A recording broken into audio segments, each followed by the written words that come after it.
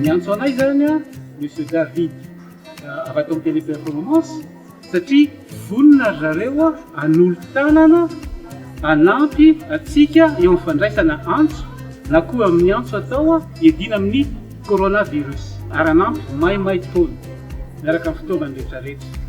Efa misy call center enina zany zao a miaramiaraka ministère miara-miasa miady amin'ity aretina atao hoe coronavirus. Amin'izao tsika miteny zao koa dia misy ao amin'ny ministère manao développement numérique izay mampiasa intelligence artificielle manohana ihany koa manamboatra an'ilay atao hoe base de données an'ilay coronavirus.